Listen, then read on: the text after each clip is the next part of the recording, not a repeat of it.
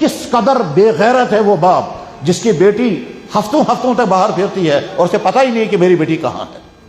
میں جب سوچتا رہا کہ اصلاح معاشرہ کے عنوان پر مجھے کیا کیا کہنا چاہیے، تو اتفاق بلکہ حسن اتفاق ہے کہ مجھے ایک عجیب مضمون ذہن میں آ گیا، اور مجھے نہیں یاد ہے کہ میں نے کبھی یہ مضمون کہیں بیان کیا ہوگا یا نہیں، اور اس وقت میں ایک خاص نقطہ عرض کر دیتا ہوں۔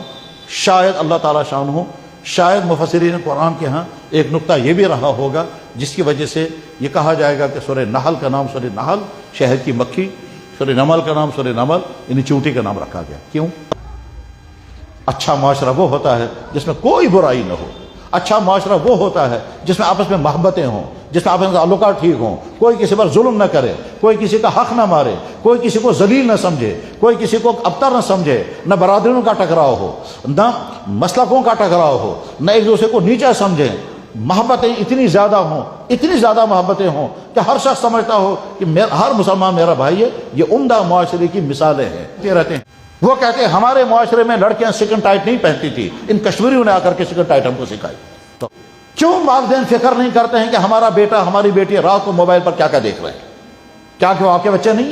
کیا یہ حقیقت نہیں ہے؟ اور یہ نوبت تو یہاں تک آ چکی ہے کہ مسلمان گھروں کی بیٹیاں ان لوگوں کے ساتھ جا رہی ہیں جو ایمان سے بھی محروم ہیں، اور والدین بعد میں کبھی تو پچھتاتے ہیں۔ مجھے جو اگر انسانی معاشرے میں وہ سارے کام ہونے لگیں گے تو انسانی معاشرہ بہترین انسانی معاشرہ بن جائے گا۔ فلا هادي له ونشهد ان لا اله الا الله وحده لا شريك له ونشهد ان سيدنا ومولانا محمدا عبده ورسوله صلى الله عليه وعلى اله واصحابه وازواجه وذرياته وبارك وسلم تسليما كثيرا كثيرا اما بعد۔ محترم بزرگوں اور دوستو،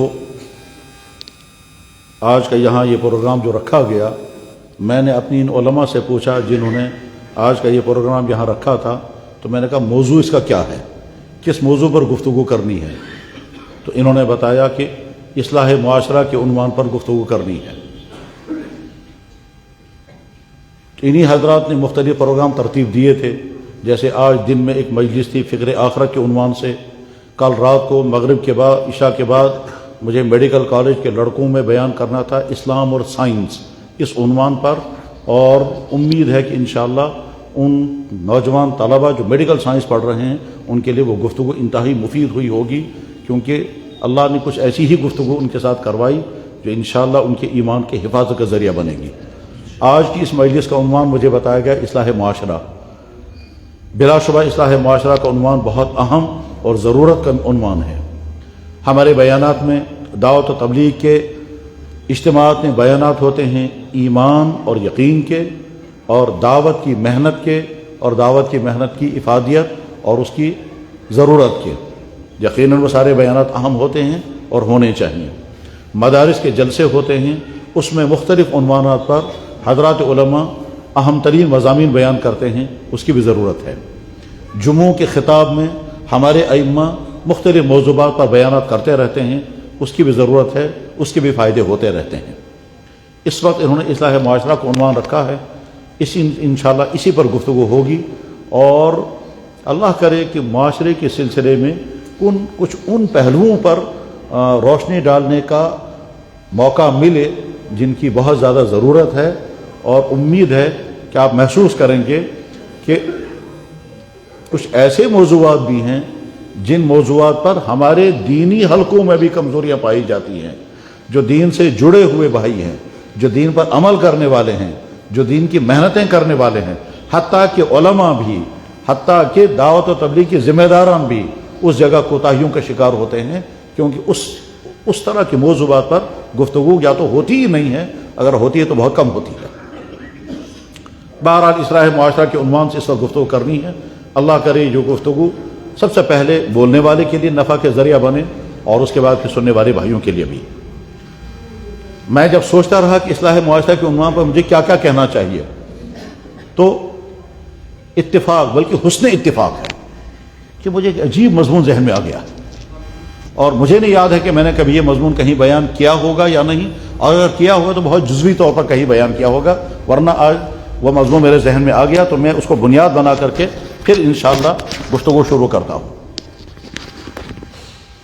حضرات، قرآن کریم میں جو صورتیں ہیں ان صورتوں کے نام بھی رکھے گئے ہیں اور انہی ناموں کے ذریعے سے ان صورتوں کا تعارف ہوتا ہے.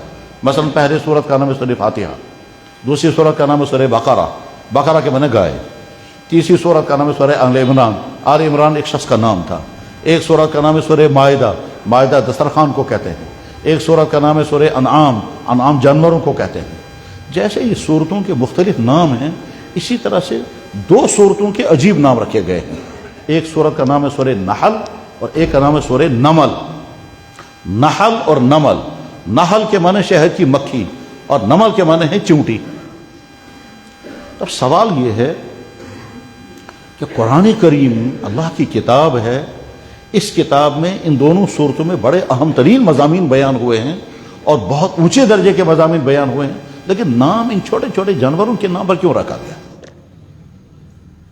سورہ نحل میں ایسی عجیب عجیب چیزیں بیان ہوئی ہیں، اللہ اکبر، ایمان افروز، اور نہ جانے کیسے کیسے حقائق ہیں اگر ان کی تفسیر بیان کی جائے، لیکن نام رکھا گیا سورہ نحل. نحل میں شہد کی مکھی. سورہ نمل میں حضرت سلیمان علیہ السلام کا حیرت انگیز واقعہ بیان کیا گیا، جس میں حیرت انگیز معجزات کا بیان ہوا ہے، جس میں وہ معجزہ بھی بیان ہوا ہے کہ لمحوں کے اندر ہزاروں میل سے ایک تخت پہنچا ہے حضرت سلیمان علیہ السلام کے پاس میں، یمن سے تخت پہنچا چند لمحے کے اندر ملک شام میں. اور وہ کوئی اللہ کا بندہ تھا جس نے اپنی کسی روحانی طاقت سے، اپنی کسی خاص قدرت سے وہ تخت لمحوں کے اندر، کتنے لمحے کہ جتنی دیر میں انسان کی آنکھ جھپکتی ہے اتنی دیر میں تخت یہاں پہنچا دیا تھا، اور قرآن میں وہ بیان ہوا ہے. تو اس صورت میں تو اس طرح کا نام رکھنا چاہیے تھا، لیکن نام رکھا گیا سورہ نمل اور اس کا نام رکھا گیا سورہ نحل. کیوں ایسا ہوا؟ حقیقت تو اللہ کے علم ہے کہ ان دونوں صورتوں کا نام ہی چھوٹے چھوٹے بہت ہی معمولی جانور بھی نہیں ہے، وہ تو کیڑے مکوڑے ہیں، عوام انہیں کہتے ہیں، جن کے اندر ہڈیاں نہیں ہیں، جن کے اندر خون نہیں ہے، جن کا نرو سسٹم نہیں ہے. چونٹی بہت ہی چھوٹی سی مخلوق ہے، شہد کی مکھی بہت چھوٹی سی مخلوق ہے، اس کے اندر خون نہیں ہوتا، اس کے اندر ہڈیاں نہیں ہوتی، اس کے اندر سانس لینے کا سسٹم نہیں معلوم ہے کیسا سسٹم ہے اور کس طرح سے وہ زندگی گزارتے ہیں. غرض ہے کہ بہت چھوٹی مخلوق ہے. اس چھوٹی مخلوق کے نام پر ان صورتوں کے نام کیوں رکھا گیا؟ حقیقت اللہ کے علم ہے، اور تفصیلات جو ہیں وہ مفسرین بیان کریں گے. لیکن اس وقت میں ایک خاص نقطہ عرض کر دیتا ہوں، شاید اللہ تعالیٰ شان ہو، شاید مفسرین قرآن کے ہاں ایک نقطہ یہ بھی رہا ہوگا جس کی وجہ سے یہ کہا جائے گا کہ سورہ نحل کا نام سورہ نحل، شہد کی مکھی، سورہ نمل کا نام سورہ نمل، یعنی چونٹی کا نام رکھا گیا. کیوں؟ اللہ تعالیٰ شانہ نے سورہ نحل کے اندر نحل کا تذکرہ کیا، شہد کی مکھی کا. اللہ فرماتے ہیں وَأَوْحَىٰ رَبُّكَ إِلَى النَّحْلِ، تیرے رب نے شہد کی مکھی پر وحی کی، تیرے رب نے شہد کی مکھی پر وحی کی، حالانکہ وحی نبیوں پر آتی ہے، مگر یہاں اللہ تعالیٰ فرمایا شہد کی مکھی پر وحی ہوئی ہے. پھر کیا وحی کے نتیجے میں ہوا کہ وہ ایک خاص قسم کا گھر بناتی ہے اور پھر شہد تیار کرتی ہے. بس اتنا ہی اللہ تعالیٰ بیان فرماتے ہیں. اب تھوڑی سی تفصیلات سنیں، اور لیکن تھوڑی سی ہی، کیونکہ آگے کا مضمون بیان کرنا ہے. شہد کی مکھی اللہ کی قدرتوں کی عجیب نشانی ہے. شہد کی مکھی کے پاس جیومیٹری بھی ہے، شہد کی مکھی کے پاس موسم کو پہچاننے کا سلسلہ بھی ہے، شہد کی مکھی کے پاس ایک گڈ گورننگ ہے، شہد کی مکھی کے پاس بہترین مینجمنٹ ہے، شہد کی مکھی کے پاس ایک بہترین آرگنائزیشن ہے، شہد کی مکھی کے پاس چیکنگ کا ایک پورا ڈٹ ریکارڈ موجود ہوتا ہے. شہد کی مکھی وہ کام کرتی ہے جو اگر انسانی معاشرے میں وہ سارے کام ہونے لگیں گے تو انسانی معاشرہ بہترین انسانی معاشرہ بن جائے گا، جو شہد کی مکھی کا معاشرہ ہے. ان کا ایک حکمران ہے، تمام اس حکمران کے تابع ہے، ان کا ایک امیر ہے، کوئی اس امیر کی خلاف ورزی کبھی نہیں کرے گا. ان کا ایک ڈپارٹمنٹ ہے، وہ ڈپارٹمنٹ جو ہے وہ سمجھے اب R&B کا ڈپارٹمنٹ ہے. وہ کنسٹرکشن کا سلسلہ شروع کرتے ہیں اور پوری جیومیٹری اس میں استعمال کرتے ہیں. ہر سوراخ ایک ہی قسم کا ہوگا، کوئی نہ چھوٹا ہوگا نہ بڑا ہوگا، حالانکہ ان کے پاس کوئی فیتا نہیں ہوتا جس سے وہ سوراخ کو ناپ کر کے بنائیں گے، لیکن جب بھی سوراخ بنائیں گے ایک ہی قسم کا سوراخ بنتا ہے، اس میں کبھی نہ چھوٹا ہوگا نہ بڑا ہوگا. اس سوراخ کے اندر اس چھتے کو بنانے کے لیے مٹیریل کون سا استعمال کرنا ہے، ایسی حیرت انگیز ٹیکنیک ان کے پاس ہے، ایسی عجیب و غریب سائنس ان کے پاس ہے جس کو وہ استعمال کرتے ہیں اپنا وہ چھتا بنانے کے لیے، کہ بہترین سے بہترین سائنٹسٹ بھی اس کو نہیں کر پاتے ہیں کہ یہ ہوا کیسے ہے، اور وہ کیسے سمجھتے ہیں کہ ہم کون سے مٹیریل سے یہ اپنا یہ چھتا بنائیں گے. اور چھتا بالکل ترتیب کے ساتھ بناتے ہیں، ہر سوراخ ایک ہی قسم کا ہوگا. پھر وہ چھتا جو ہے کچھ ایسا چھتا بھی بناتے ہیں کہ جو سٹاک روم ہوں گے، یعنی ان کے اندر شہد کو جمع کرنا ہے، اور چھتے کا ایک حصہ ہوتا ہے وہ ان کے ریجسٹریشن کوارٹر ہوتے ہیں جن میں ان کو خود رہنا ہوتا ہے۔ پھر جب وہ شہد تیار کرنے کے لیے ایک ٹیم مقرر کرتے ہیں، وہ ٹیم تقریباً 20,000 پھولوں کا شہد رس نکال کر کے پھر شہد کا ایک قطرہ تیار کرتی ہے، اور اس 20,000 پھولوں کا رس چوسنے کے لیے وہ میلوں کا سفر کرتے ہیں، لیکن کبھی راستہ بھٹکتے نہیں ہیں، اندھیرے میں بھی راستے کے دیکھ کر شہد کی مکھیاں راستہ اس طرح سے طے کرتی ہیں جیسے ہوائی جہاز طے کرتے ہیں، بلکہ ہوائی جہازوں کو رات میں راستہ دکھانے کا سسٹم وہی رکھا گیا ہے جو شہد کی مکھیوں کا ہے، اور وہیں سے وہ سائنس لی گئی ہے۔ ٹھیک ہے، اب جب وہ شہد تیار ہو جاتا ہے، شہد تیار ہونے کے بعد کبھی کبھی موسم گرم ہو جاتا ہے، اور شہد کی مکھیاں محسوس کرنے لگتی ہیں کہ گرم موسم کی وجہ سے ہمارا شہد پگھل جائے گا اور ہم پھر تباہ ہو جائیں گے، کیونکہ شہد کے اندر اگر شہد کی مکھی خود پھنس گئی وہ مر جاتی ہے، وہ اپنے آپ کو اس میں سے چھڑا نہیں پاتی ہے۔ آپ نے دیکھا ہوگا شہد کے چھتوں میں جب مکھی پھنس جاتی ہے وہ نکل نہیں پاتی اس میں سے، تو جو ہی ان کو محسوس ہو جاتا ہے کہ شہد پگھل جائے گا کیونکہ موسم گرم ہو چکا ہے اور اندر جو ہے وہ ہیٹ بڑھ گئی ہے اور ٹمپریچر بڑھ گیا ہے، تو شہد کی مکھی، ان کا فرولر، ان کا سربراہ، ان کا امیر آرڈر نکالتا ہے۔ کیا آرڈر نکالتا ہے؟ گرمی بڑھ چکی ہے، شہد پگھلنے کا خطرہ ہے، لہذا فوراً اندر کی ہیٹ کو باہر نکالنے کا سسٹم کھڑا کیا جائے۔ چنانچہ شہد کی مکھیاں خاص ترتیب کے ساتھ بیٹھتی ہیں اور اس کے بعد پھر اپنے پر چلاتی ہیں اور اندر کی گرمی ساری باہر نکال دیتی ہیں، تو اندر کا ٹیمپریچر جو ہے وہ بیلنس ہو جاتا ہے، شہد پگھلتا نہیں۔ اس میں کچھ شہد کی مکھیاں غلطیاں بھی کر جاتی ہیں، مثلا وہ کسی آدمی کو ڈنک مار کر کے آ گئی، تو جو ہی وہ ڈنک مار کر کے واپس آتی ہے تو یہاں کے چیک کرنے والے ان کو چیک کرتے ہیں، یہ ڈنک مار کر کے آیا، اس کو فوراً سزا دی جاتی ہے اور مرڈر کرنے کے بعد باہر پھینک دیتے ہیں، تم نے یہ غلطی کیوں کی ہے، کسی انسان کو ڈنک مار کے کیوں آئی۔ چنانچہ شہد کی مکھیوں کا چھتا جہاں ہوتا ہے وہاں نیچے مری ہوئی شہد کی مکھیاں بھی مل جائیں گی آپ کو، یہ دراصل وہی سزا یافتہ ہوتے ہیں۔ ٹھیک اسی طرح سے اگر شہد کی مکھی کسی دوسرے چھتے میں چلی گئی اور جب وہاں سے وہ واپس آتی ہے تو یہاں فوراً سو چیک کر کے کہتے ہیں آپ اجنبی گھر میں کیوں گئی تھی، اجنبی گھر میں جانے کی وجہ سے اب اس گھر میں تمہیں آنے کی اجازت نہیں ہے۔ چنانچہ گیٹ پر شہد کی مکھیوں کا ایک جھنڈ تیار رہتا ہے، اگر کسی شہد کی مکھی نے دوسرے گھر میں قدم رکھا ہوگا تو بعد میں اس کو اندر نہیں آنے دیتے ہیں، کہتا آپ اب ہمارے نہیں رہے، آپ کسی اور کے ہیں، ہمارے ہاں اندر آنے کی آپ کو اجازت نہیں ہے۔ چنانچہ وہ باہر میں گھومتی رہے گی، اس کے بعد مر جائے گی، ختم ہو جائے گی۔ پھر جب شہد کی مکھی کی تعداد بڑھ جاتی ہے، بڑھنے کے بعد اب وہ میٹنگ کرتے ہیں کہ اب کیا کریں گے، تعداد بہت زیادہ بڑھ گئی ہے، یہاں ہم سما نہیں سکیں گے، تو بالکل میوچل انڈرسٹینڈنگ کے ساتھ، بہت زیادہ مفاہمت کے ساتھ کہتے ہیں ہم 2 حصوں میں تقسیم ہو جائیں گے، اور 2 حصوں میں تقسیم ہونے سے پہلے ایک حصے کا امیر اس کو بنائیں گے اور دوسرے حصے کا امیر اس کو بنائیں گے، اور جس کو ایک حصے کا امیر بناتے ہیں اس سے کہتے ہیں آپ خوش دلی کے ساتھ یہاں سے سرنڈر کرو اور یہاں سے نکل جاؤ۔ چنانچہ وہ اپنی پوری ٹیم کو لے کر یہاں سے نکل جاتے ہیں اور دوسری جگہ کہیں ڈھونڈتے ہیں، وہاں ہم چھتا بنائیں گے، یہ آپس میں کبھی نہیں لڑتے، وہ نہیں کہتے یہ گھر ہمارا ہے آپ نکلو، وہ کبھی نہیں کہتے یہ گھر ہمارا ہے آپ نکلو، وہ دونوں آپس میں انڈرسٹینڈنگ کے ساتھ کہتے ہیں یہ گھر آج کے بعد آپ کا ہے، ہم تو یہاں سے نکل رہے ہیں، ہم کسی اور جگہ اپنا گھر بنائیں گے، اور کوئی بنا کر کے دے گا تو ٹھیک ہے، نہیں تو ہم خود بنائیں گے، اور اس کے بعد پھر ہم تم سے زیادہ اچھا شہد تیار کریں گے۔ ٹھیک ہے، شہد کا تیار کرنے کے لیے جو ڈپارٹمنٹ ان کا ہے اس کی ایک لمبی الگ ڈیٹیل ہے۔ یہ سارا سنا کر کے میں کیا کہنا چاہتا ہوں کہ شہد کی مکھیوں کا معاشرہ ایک بہترین معاشرہ ہے، اس میں اطاعت ہے، اس میں فرما برداری ہے، اس میں کوآپریشن ہے، اس میں ٹکراؤ نہیں ہے، اس میں ایک دوسرے کو مان کر چلنا ہے، اس میں غلطیوں پر سزا لگتی ہے، اس میں چیکنگ پوری طرح سے ہوتی ہے، اس میں شہد کی مکھیاں جو رس لے کر کے آئیں گی یہاں چیک کیا جاتا ہے کہ رس لے کر کے جو آنے والی ہے اس نے غلط رس لے کر تو نہیں آئی ہے، وہ زہریلا رس تو لے کر نہیں آئی، وہ شہد میں مل جائے گا، وہ شہد جو ہے وہ زہریلا بن جائے گا، لہذا چیکنگ بھی الگ سے ہوتی ہے۔ اور اس کے بعد اللہ اکبر، یہ تو تھوڑی تفصیلات ہیں، اب اس کی مزید تفصیلات اگر میں بیان کروں گا تو میرا وہ مضمون رہ جائے گا جو آگے مجھے بیان کرنا ہے۔ شہد کی مکھی کا معاشرہ ایک بہترین معاشرہ ہے، اس میں اطاعت ہوتی ہے، فرما برداری ہوتی ہے، مشورے ہوتے ہیں، انڈرسٹینڈنگ ہوتی ہے، جو ڈیوٹیاں دی جاتی ہیں اس ڈیوٹی کو ٹھیک طرح سے انجام دیتے ہیں، آپس میں کبھی لڑتے نہیں ہیں، وقت ان کے ہاں ضائع کرنے کا کوئی سسٹم نہیں ہے، جو ان کی ڈیوٹی دی جاتی ہے اس ڈیوٹی کو ٹھیک طرح سے پورا کرتے ہیں، آرام کے ٹائم پر آرام کریں گے، سردیاں آئیں گی تو سردیوں کے لیے سارا سٹاک رکھتے ہیں کہ ہمیں سردیوں سے اپنا بچاؤ کیسے کرنا ہے۔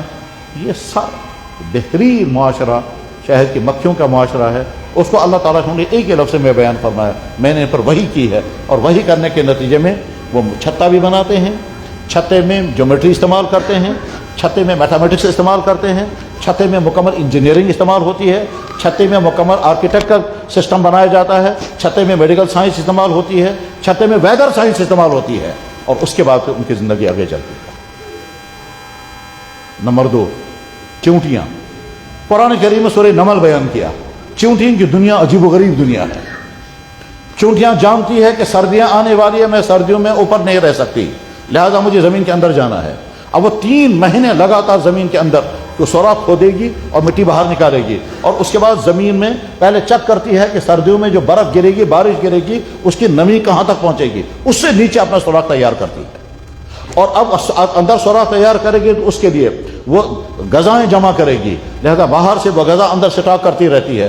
लेकिन मुश्किल उसको उस वक्त पेश आती है, दाना जब मिट्टी में डाला जाता है और मिट्टी के अंदर अगर नमी होगी, अंदर पहुंचाऊंगी, अगर वो उग गया तो उगने के बाद फिर मेरी गज़ा नहीं रह सकेगा, लिहाजा वो दाना अंदर ले जाती है तो एक केमिकल इस्तेमाल करके दाने के 2 टुकड़े कर देती होती है। करेला, करेले का दाना अगर 2 टुकड़े कर दिए जाएंगे वो फिर उग जाएगा, तो चींटी उसके 4 दाने टुकड़े कर देती है ताकि उगने न पाए और दाना दाना रहे, और ताकि सर्दियों में उसकी गज़ा बन सके। इसके बाद फिर चींटियों की दुनिया कैसी अजीब दुनिया है। नंबर 1, चींटी अपनी जिंदगी का 1 सेकंड भी ज़ाया नहीं करती। चींटियां आपस में कभी नहीं लड़ेंगी, चींटियां हमेशा फॉलो करेंगी, जहां आगे आगे जहां से चींटी चल रही होगी दूसरी सारी चींटियां वहीं के साथ चलेंगी। अगर चींटी को पता चला कि फलां जगह हमारा शिकार है और वो शिकार बहुत बड़ा होगा और चींटी उसको खींच नहीं सकती, तो दूसरी तमाम चींटियों को बुला करके लाएगी और जमा करके लाएगी, और आपस में कॉपरेशन के साथ, आपस में मदद के साथ वो उस शिकार को खींचने लगेंगे। अगर वो नहीं खींचा जा रहा है, बड़ा कीड़ा होगा, तो उसके टुकड़े कर देती हैं, और टुकड़ा करने के बाद एक एक पीस ले जाती हैं और अंदर जमा कर देती हैं, ताकि सर्दियों के 6 महीने उनके पर ये स्टॉक जमा रहे। उधर से चींटी का मामला यह है कि वो चींटी जो है वो बू सूंघती है, नंबर 1। नंबर 2, चींटी हमेशा अपने से ज्यादा बड़े काम को अपने सर पे ले लेती है, यानी उसकी बॉडी छोटी है लेकिन काम लेगी वो अपने, यानी उसके जिस्म में उतनी ताकत नहीं है जितना उसका हौसला है, जितना उसकी हिम्मत है। हिम्मत उसकी ताकत से भी ज्यादा है, क्योंकि हिम्मत ज्यादा है इसलिए वो कभी हारती नहीं है, कभी मायूस नहीं होती है। अगर दाना उसे मिल गया था और किसी वजह से वो दाना उसके हाथ से छूट गया, वो तब तक चक्कर काटती रहेगी, चाहे हफ्ता लग जाए, जब तक उस दाने को ढूंढेगी नहीं, और ढूंढने के बाद उस दाने को उठा लेगी और उसके बाद फिर वहां पहुंचाएगी जहां उसे पहुंचाना होगा।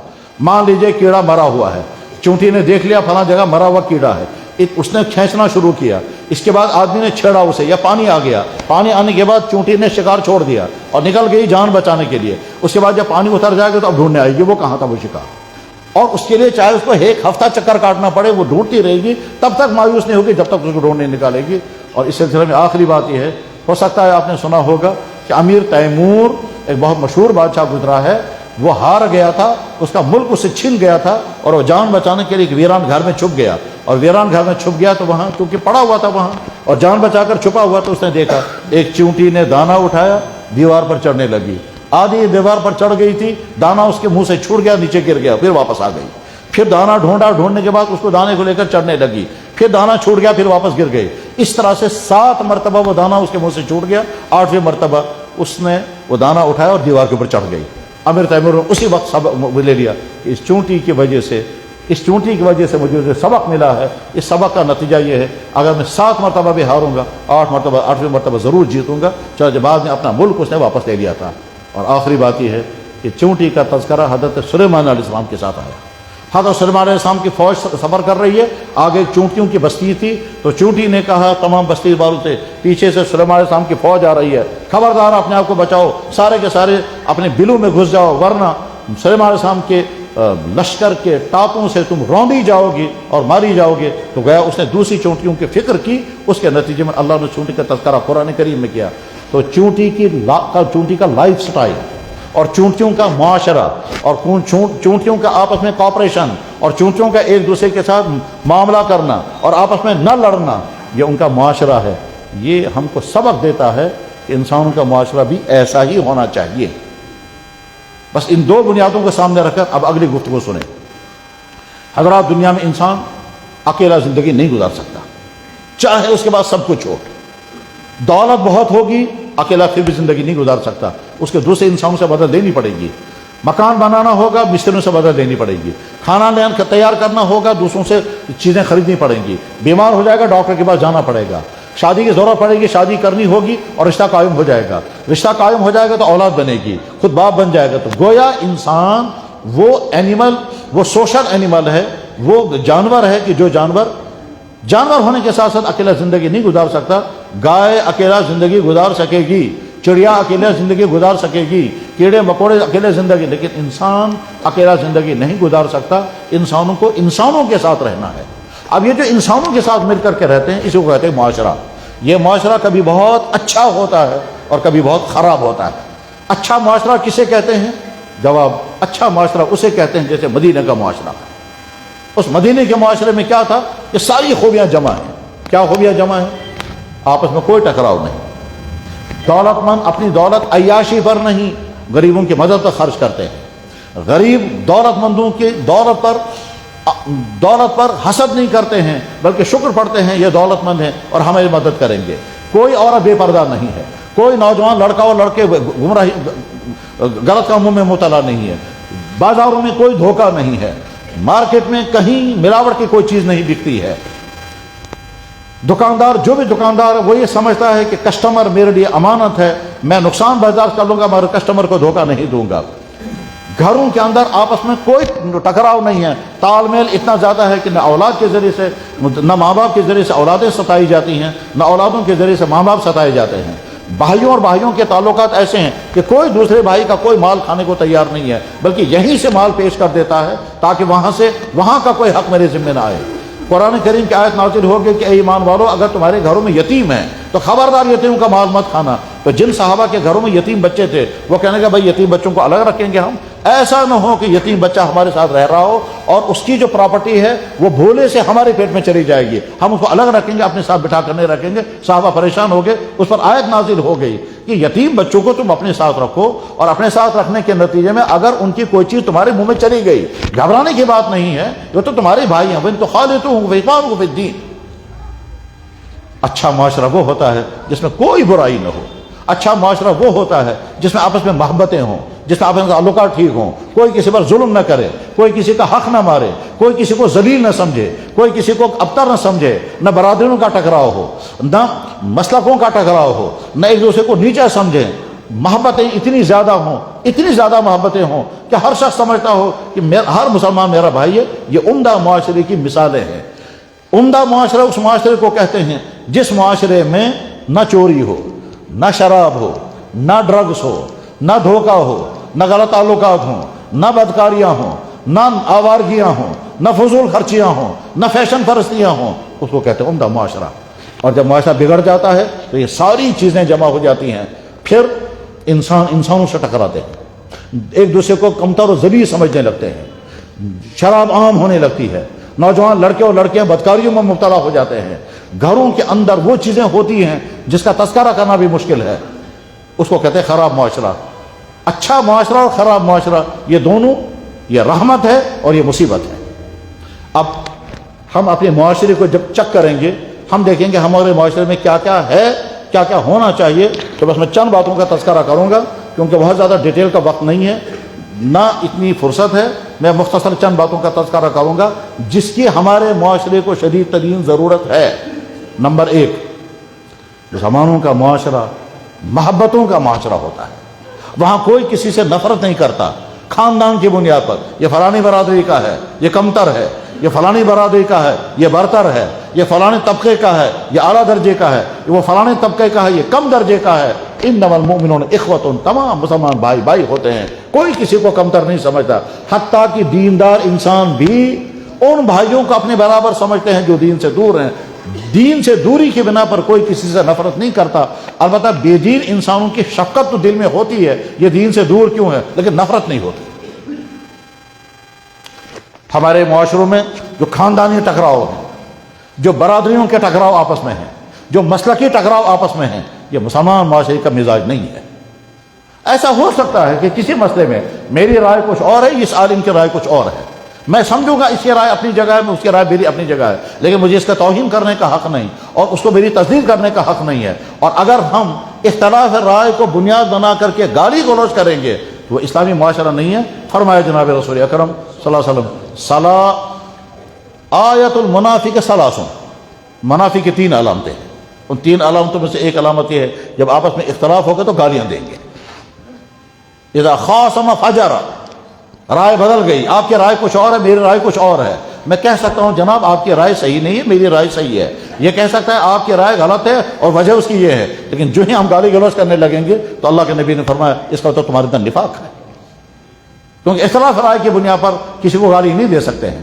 برادری کا ٹکراؤ ہوگا، اسلامی معاشرے میں نہیں ہوگا یہ۔ جناب رسول اللہ صلی اللہ علیہ وسلم جب مدینہ شریف تشریف لائے تو وہاں مدینے کے لوگ مختلف برادریوں میں بٹے ہوئے تھے اور ان برادریوں کا آپس میں ٹکراؤ چل رہا تھا اور وہ عرصے طویل سے جنگیں چل رہی تھی۔ اللہ کے نبی علیہ السلام جب تشریف لائے آپ نے تمام کو بھائی بھائی بنا دیا، اور ایسا بھائی بھائی بنا دیا کہ ایسی اخوت پوری انسانی تاریخ میں کہیں قائم نہیں ہوئی جیسی اخوت اللہ کے نبی علیہ السلام نے قائم فرمائی تھی۔ یہاں تک یہ بھائی کہتا تھا، ایک بھائی کہتا تھا یہ میرے خاندان کا نہیں ہے لیکن میرے نکاح میں 2 بیویاں ہیں، میں ایک کو طلاق دوں گا اور ایک اس کا نکاح کروں گا کیونکہ بغیر بیوی کے رہ رہا ہے۔ اللہ کے نبی کے ساتھ صحابہ کی ایک جماعت مکہ شریف سے آئی، مدینہ شریف کی دوسری جماعت ہے انصار، تو اللہ کے نبی علیہ السلام نے انصار سے کہا دیکھو یہ اپنے گھروں کو چھوڑ کر کے آئے ہیں، ان کے پاس رہنے کا انتظام نہیں، ان کے پاس کھانے کا انتظام نہیں، ان کے پاس رہائش کے سہولیات نہیں ہیں، اور تمہارے بھائی ہیں، ایسا کرتے ہیں تم میں سے ہر ایک، ان میں سے ہر ایک اپنا بھائی بنا دے۔ چنانچہ انصار میں سے ایک آدمی، مہاجر میں سے ایک آدمی کہ آج کے بعد تم دونوں بھائی بھائی ہو۔ چنانچہ وہ انصار اس آدمی کو اپنے گھر لے گیا، کہنے لگا جناب یہ میرا گھر ہے، آپ میرے بھائی ہو، آپ مکے کے ہو میں مدینے کا ہوں، آپ کسی اور برادری کے ہم کسی اور برادری کے، مگر نہیں، اللہ کے نبی نے آپ کو ہم کو بھائی بھائی بنا دیا ہے، اس لیے آپ اس گھر میں رہیں، آدھا آج کے بعد آپ کا ہے آدھا میرا ہے۔ میری 2 بیویاں ہیں، جس بیوی سے آپ چاہیں گے نکاح کر لیں میں اس کو طلاق دے دوں گا، آپ اسے نکاح کر لیں۔ میرا ایک باغ ہے، اس باغ کے 2 حصے میں کرتا ہوں، آدھا باغ آپ کا ہو گیا اور آدھا میرا ہو گیا۔ یہ تھا اسلامی معاشرہ، یہ تھی قربانی کرنے کا۔ تو اسلامی معاشرے کی خصوصیت یہ ہے کوئی کسی کو ذلیل نہ سمجھے، کوئی کسی کو کمتر نہ سمجھے، برادریوں کی بنیاد پر ٹکراؤ اسلامی معاشرے میں نہیں ہوگا، مسلک کی بنیاد پر ٹکراؤ اسلامی معاشرے میں نہیں ہوگا۔ صحابہ کو آپس میں اختلاف ہو جاتا تھا مسئلوں میں اور اس کے باوجود سمجھتے تھے ان کے رائے یہ ہے میری رائے یہ ہے۔ حضرت عائشہ صدیقہ رضی اللہ عنہ کہا کرتی تھی کہ جناب رسول اللہ صلی اللہ علیہ وسلم معراج میں تشریف لے گئے ہیں، اللہ کو نہیں دیکھا۔ حضرت عبداللہ بن عباس رضی اللہ عنہ کہا کرتے تھے اللہ کے نبی علیہ السلام معراج میں تشریف لے گئے ہیں، اللہ کو دیکھا ہے۔ تو عبداللہ بن عباس عظیم الشان صحابی ہیں، وہ کہتے ہیں اللہ کو دیکھا ہے۔ حضرت عائشہ رضی اللہ عنہ عظیم الشان صحابی ہیں، وہ کہتے ہیں اللہ کو نہیں دیکھا۔ ان کی رائے بھی ہے ان کی رائے بھی ہے، ان کی طرف سے ان کی کبھی توہین نہیں ہوگی، ان کی طرف سے ان کی کبھی توہین نہیں ہوگی۔ وہ کہیں کہ ہاں عائشہ کی رائے یہی ہے کہ اللہ کے نبی نے اللہ کو نہیں دیکھا، کیونکہ دیکھنے کے لیے جو سسٹم ہونا چاہیے وہ سسٹم نہیں تھا، اور اللہ کے نبی نے اللہ نے خود قرآن میں فرمایا لا تدرک الابصار۔ حضرت عائشہ اپنی وجوہات تفصیل سے بیان کرتی تھی، حضرت عبداللہ بن عباس اپنے تفصیل سے بیان کرتی تھی۔ ہم لوگ حضرت عبداللہ بن عباس رضی اللہ عنہ کے مسلک والے ہیں، وہ کہتے تھے اللہ کے نبی نے معراج میں اللہ کو دیکھا ہے، لیکن اس کے معنی یہ نہیں کہ حضرت عائشہ کی توہین کرے، کیونکہ وہ نہیں مانتے ہیں کہ اللہ کے نبی علیہ السلام نے اللہ تعالیٰ شانہ کو عرش اس میں معراج میں دیکھا ہے، رؤیت باری کو نہیں مانتے حضرت عائشہ، اور وجوہات بھی بیان کرتی ہیں۔ ہم کہتے ہیں اما عائشہ کی رائے یہ ہے اور عبداللہ بن عباس کی رائے یہ ہے۔ ہمارے کچھ علماء جو ہیں وہ اس رائے کو مانتے ہیں اور ان کی توہین نہیں کرتے، اور ہمارے کچھ علماء اس رائے کو مانتے ان کی توہین نہیں کرتے۔ جب ہم سے پوچھا جاتا ہے آپ علماء دیوبند کیا مانتے ہو، ہم کہتے ہیں ہم عبداللہ بن عباس رضی اللہ عنہ کی رائے کو مانتے ہیں۔ اس کی تفصیلات بیان کیا علامہ انور شاہ صاحب نے، لیکن اس کے معنی یہ نہیں ہے کہ حضرت عائشہ صدیقہ رضی اللہ عنہ کی توہین کریں، کیونکہ اس کی توہین کریں گے تو اپنا ایمان ختم ہو جائے گا۔ تو ان کی رائے سلامت، مگر ہم ان کے رائے کے ساتھ۔ غرض یہ کہ امت مسلمہ مسلمانوں کا معاشرہ جہاں ہوگا ان کو بہت چوکنا رہنا ہے، ہم کو آپس میں ٹکرانا نہیں ہے۔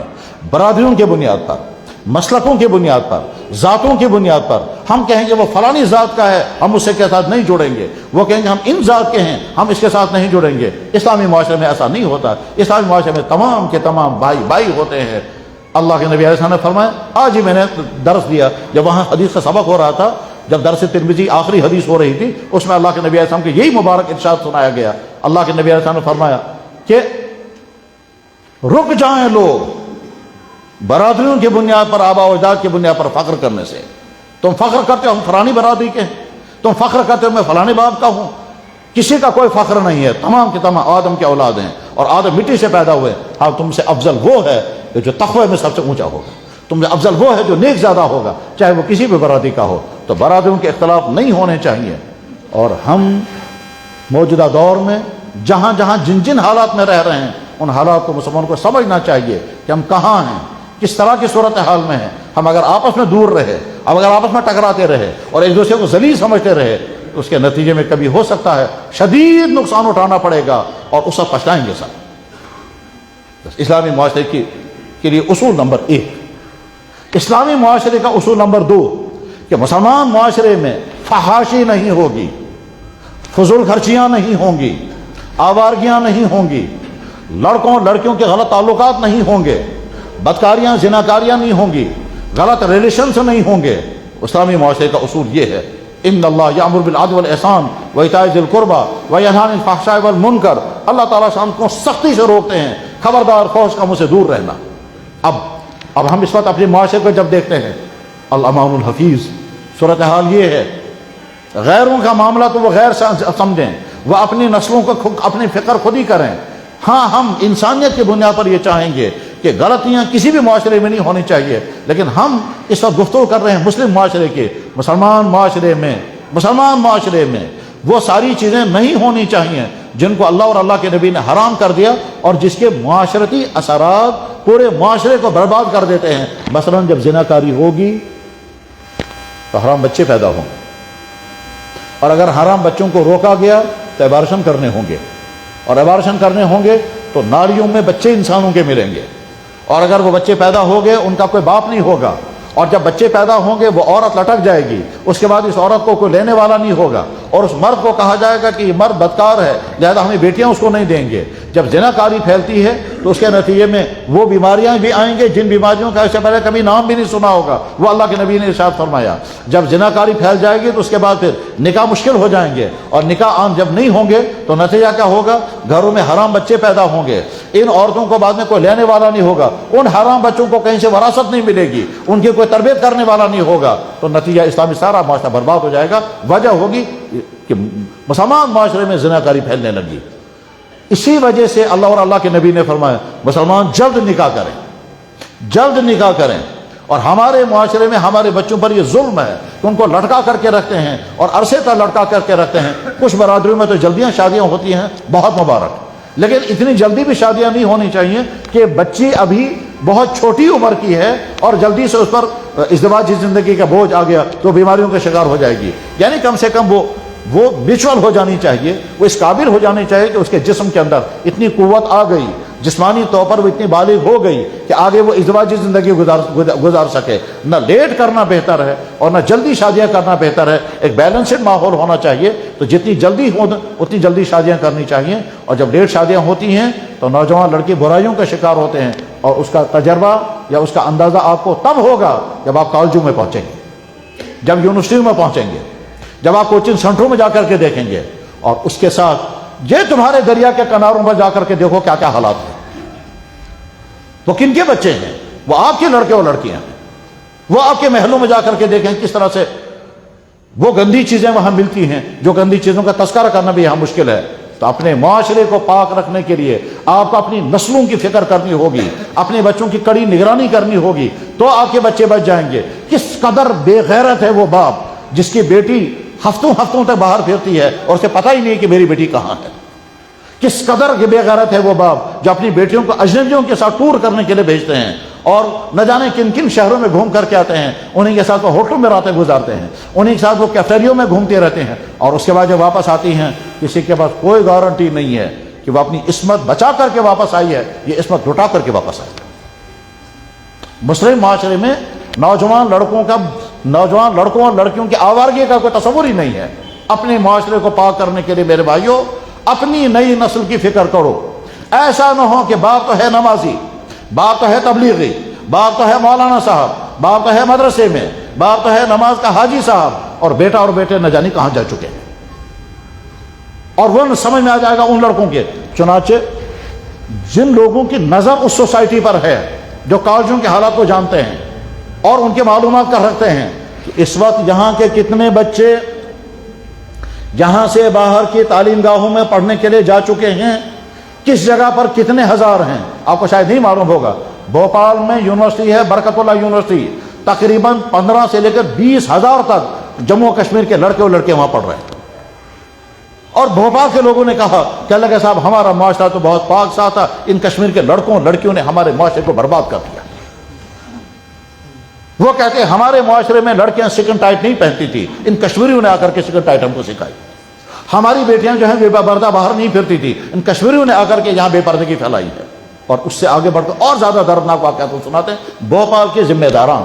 تو غرض یہ کہ میرے بھائیوں، اگر اللہ نے آپ کو اولادیں عطا فرمائی ہیں، جیسے ان اولادوں کی جسمانی پرورش آپ کرتے ہو کرنی چاہیے، جیسے وہ اپنے اولادوں کے شوق پورے کرتے ہو کرنے چاہیے، مگر اس کے ساتھ ساتھ ان کے کردار کو بھی نظروں میں رکھیں، کہیں ایسا نہ ہو کہ آپ کا بچہ آپ کی بیٹی بگڑ رہی ہو۔ کیوں والدین فکر نہیں کرتے ہیں کہ ہمارا بیٹا ہماری بیٹی رات کو موبائل پر کیا کیا دیکھ رہے ہیں؟ کیا کہ وہ آپ کے بچے نہیں؟ کیا یہ حقیقت نہیں ہے کہ جب ایک بچہ رات کو چیٹنگیں کر رہا ہوگا، ایک بچی رات کو ویڈیو کالنگیں کر رہی ہوگی، اس نے تعلقات جوڑے ہوں گے، وہ عشق بازیاں کر رہی ہوگی، اور آپ اپنے کمرے میں آرام سے سو رہے ہیں یہ سوچ کر کہ میری بیٹی کہاں بگڑ سکتی ہے، اور وہ بگڑ کر کے کہاں سے کہاں پہنچ چکی ہوگی۔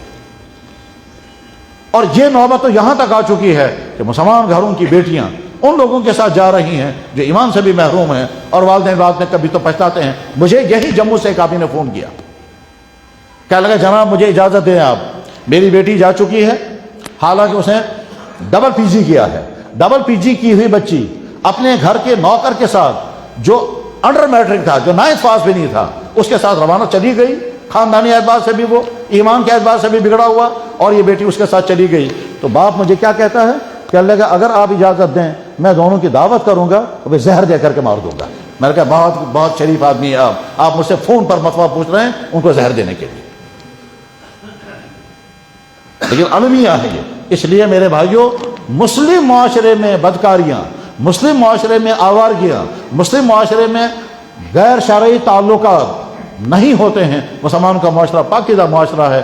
مدینہ طیبہ کا معاشرہ کیسا تھا؟ کوئی زناکاری نہیں، کوئی کسی سے غلط تعلقات نہیں۔ مسلمانوں کا معاشرہ اتنا پاکیزہ معاشرہ تھا کہ ایک مسلمان خاتون ایک یہودی کے محلے میں چلی گئی، یہودیوں کا محلے کو کہتا تھا قبیلہ بنو قینقاع، اور وہاں ایک یہودی نے اس مسلمان خاتون کو چھیڑا، اس کے کپڑوں کو ہلایا۔ ایک مسلمان نے دیکھا، کہا ہمارے محلے میں تو کسی عورت کو چھیڑا بھی نہیں جا سکتا، چاہے کوئی یہودی عورت ہو، چاہے کوئی مشرک عورت ہو، ہماری بیٹی کو آپ نے کیسے چھیڑا ہے؟ اور جاتے اسی اس کا گلا گھونٹ دیا اور مار دیا، اور اس کے بعد پھر یہودی جمع ہو گئے تو اس صحابی کو انہیں شہید کر دیا۔ اور اس کے بعد نتیجہ کیا نکلا؟ قبیلہ بنو قینقاع کے تمام یہودیوں کو مدینہ سے جلا وطن کر دیا گیا۔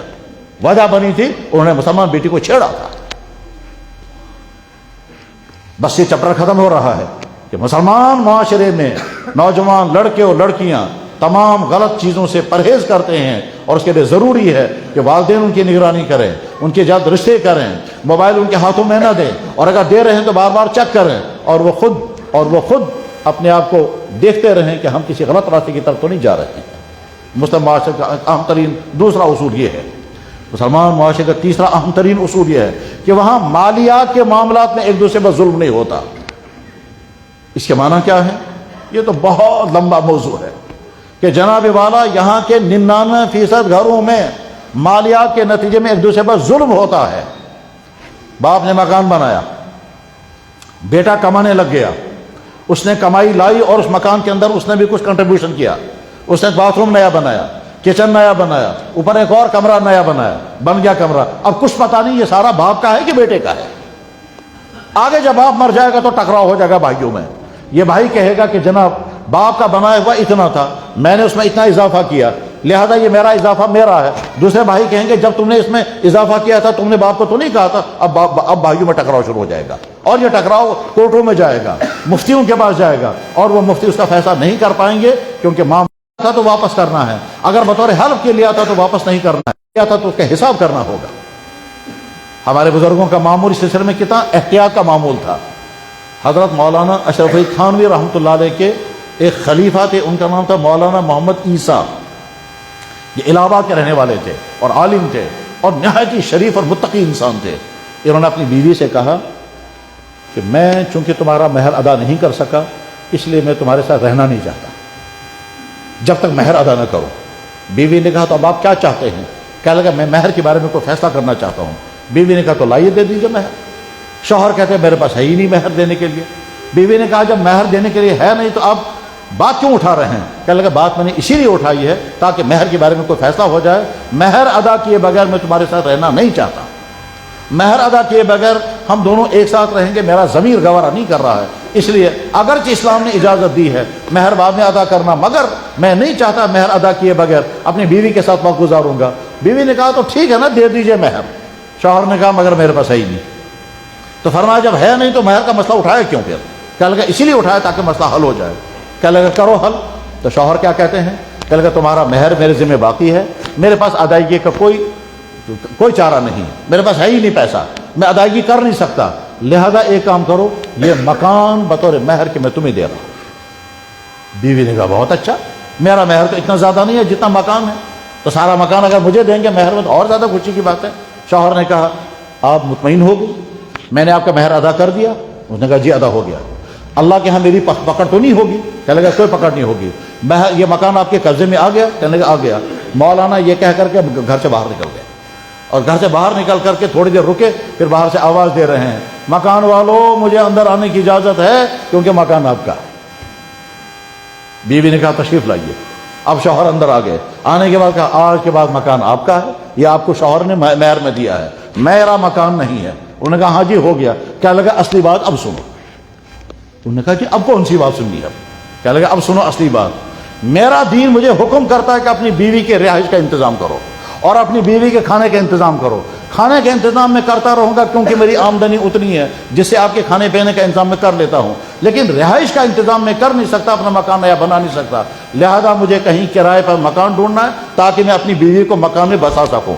اب میں آپ سے درخواست کرتا ہوں یہ مکان آپ مجھے کرائے پر دے دو تاکہ میں اپنی بیوی کو اس مکان میں بسا سکوں گا، اور بجائے اس کے کہ آپ کسی اور کو یہ مکان کرائے پر دیں یا آپ مکان بیچ دیں، میں ریکویسٹ کرتا ہوں یہ مکان آپ مجھے کرائے پر دے دو، میں اپنی بیوی کو بسا سکوں گا۔ تو بیوی کہتی ہے وہ کون سی بیوی ہے جس کو آپ کو بسانا ہے؟ کہنے لگے وہ آپ ہے نا۔ کہنے لگا بھائی یہ چکر ہی میری سمجھ میں نہیں آتا، تم کیا کہتے ہو؟ کہنے لگا میں یہ کہتا ہوں مکان میری بیوی کا ہے، بسانا مجھے ہے، شریعت مجھے حکم کرتی ہے کہ اپنی بیوی کے رہائش کا انتظام کرو، اب میں تمہارے مکان میں اگر رہوں گا تو شریعت کا حکم میں پورا نہیں کر رہا ہوں، لہذا مجھ سے آپ کرایہ لے لیں۔ بیوی نے کہا بتاؤ کتنا کرایہ دو گے؟ کہنے لگا محلے میں دوسرے لوگ جو کرایہ دیں گے اتنا ہی، اس سے کم نہیں، کیونکہ وہ ظلم ہو جائے گا۔ معلومات کی تو طے ہو گیا، اچھا ہر مہینے مولانا اپنی بیوی کو اتنا کرایہ دیتے رہیں گے اور ساری زندگی کرایہ ادا کرتے رہے، اور پھر کہ امید ہے اللہ تعالیٰ شان و مجھ سے فرمائیں گے تم نے بیوی کا حق ادا کر دیا۔ مسلمان معاشرہ یہ ہوتا ہے۔ اللہ اکبر۔ حضرت مولانا مفتی شفیع صاحب رحمہ اللہ تعالیٰ جو مفتی اعظم تھے اپنے ملک کے، ان کے صاحبزادے ابھی زندہ ہیں اور بڑے صاحبزادے کی وفات ہو گئی۔ وہ جو بڑے صاحبزادے کی وفات ہوئی حضرت مولانا مفتی رفیع عثمانی رحمہ اللہ تعالیٰ، مولانا رفیع عثمانی صاحب نے واقعہ لکھا کہ میں ابا جان کے پاس بیٹھا ہوا تھا، ہمارے بڑے بھائی جان آئے دوسرے شہر سے، بڑے بھائی جان تھے ان کا نام تھا ذکی عثمانی، یہ مولانا ذکی صاحب آئے ہیں اپنے اہل و عیال کے سمیت مولانا شفیع صاحب سے ملاقات کرنے کے لیے، دوسرے شہر سے اس شہر میں پہنچے ہیں۔ ملاقات ہو گئی تو بیٹے نے اپنے ابا جان سے کہا حضرت میں واپس نکلوں؟ ابا جان نے کہا اللہ کے حوالے۔ مولانا رفیع عثمانی اپنے بڑے بھائی سے کہتے ہیں حضرت آپ اتنے دنوں کے بعد آئے ہو، آپ واپس کہاں جائیں گے؟ رات کو یہیں رہیں۔ تو جو ہی انہیں کہا رات کو یہیں رہیں تو مفتی شفیع صاحب نے ٹیڑھی نظروں سے دیکھا اپنے بیٹے مولانا رفیع عثمانی کو، وہ کہہ رہے ہیں حضرت اجازت ہے ہم چلیں؟ مفتی شفیع صاحب فرمایا نکل جائیے اللہ کے حوالے۔ مولانا رفیع صاحب بڑے بھائی سے کہہ رہے ہیں بھائی جان آپ رات کو قیام کریں یہیں، کھانا یہیں کھائیں، آپ کیوں نکلیں گے؟ آپ تو یہیں آئے نا ملاقات کرنے کے لیے۔ انہوں نے کہا ہاں میں یہی آیا ہوں ملاقات کرنے کے لیے، ابا جان نے اجازت دے دی ہم نکل جائیں گے۔ وہ جب اصرار کر رہے ہیں تو مفتی شفیع صاحب نے پھر ٹیڑھی نظروں سے ان کو دیکھا۔ مولانا رفیع عثمانی صاحب سمجھ گئے کوئی غلطی ہو رہی ہے، بہرحال مولانا ذکی عثمانی صاحب نکل گئے۔ اب مفتی شفیع صاحب نے ان کو بلایا، کہنے لگا بیٹا میرا بڑا بیٹا مجھ سے ملنے کے لیے آیا تھا، وہ رات میرے پاس آیا تھا، مجھے خوشی ہوتی، کون باپ چاہے گا میرا بیٹا آیا ملاقات کرنے کے لیے فوراً نکل جائے؟ تم جب ان کو کھانے کا آفر کر رہے تھے تم نے اپنی بیوی سے پوچھا تھا کہ میں مہمانوں کو روکوں گا آپ کھانا پکا سکو گی یا نہیں، آپ پر ظلم تو نہیں ہوگا؟ بیوی سے پوچھے بغیر تم نے کیسے ان کو دعوت دی؟ یہ تو ظلم ہے اپنی بیویوں پر۔ تمہاری بیوی کی ذمہ داری ہے تمہارا کھانا تیار کرے، میرا کھانا بھی اس کے ذمہ نہیں ہے، تو تم مہمانوں کا کیسے روک رہے تھے؟ پہلے تمہیں بیوی سے اجازت لینی چاہیے تھی کہ بیوی جان، میرے بھائی جان آئے ہیں، بھابھی جان آئی ہیں، بچوں کے سمیت آئے ہیں، میں چاہتا ہوں رات کو یہیں رہیں، کھانا ان کو شام کو کھلانا پڑے گا۔ اگر آپ کہیں گے تو میں بازار سے کھانا لے آؤں گا، اور آپ خوشی سے ان کے لیے کوئی کھانا تیار کر سکیں بشرطے کہ آپ پر لوڈ نہ ہو، تب میں ان کو دعوت کروں گا رات کو رہنے کی۔ جب بیوی آپ کو اجازت دیتی تب آپ ان کو روک سکتے تھے، اس کے بعد روکنے کی اجازت نہیں تھی۔ یہ ہے مسلمان معاشرہ، کوئی کسی پر ظلم نہ کرے۔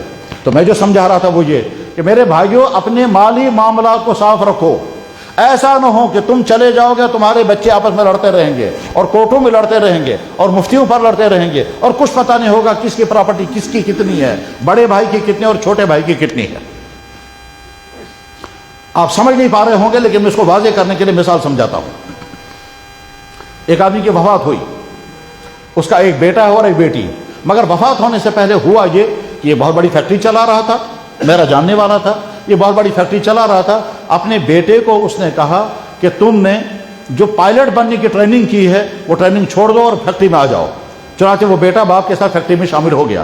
اب جب بیٹا جو ہے وہ باپ کے ساتھ فیکٹری میں شامل ہو گیا، 25 سال تک یہ بیٹا اپنے باپ کے ساتھ فیکٹری میں، سلک فیکٹری تھی، اور شال بنتے تھے اس میں، وول کے شال بنتے تھے، پشمینے کے شال بنتے تھے، شاید اس زمانے میں شاہتوش کے شال بھی بنتے تھے، اور شاہتوش کا شال آج تقریباً 10 لاکھ روپے کا ہوتا ہے، آج وہ بنتا نہیں ہے، بہرحال وہ شال بن رہے ہیں۔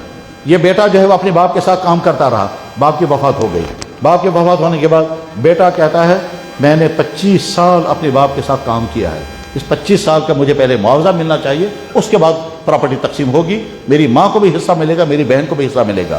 بہن کہتی ہے تم باپ کے ساتھ ہیلپر تھے، ساری پراپرٹی تقسیم ہوگی، 2 حصے تم کو ملیں گے، 1 حصہ مجھے ملے گا، کیونکہ قرآن یہ کہتا ہے کہ اگر ایک بیٹا اور ایک بیٹی ہوں گی، ایک بھائی اور بہن ہوگی، تو 2 حصے بھائی کو دے دو، 1 حصہ بہن کو دے دو۔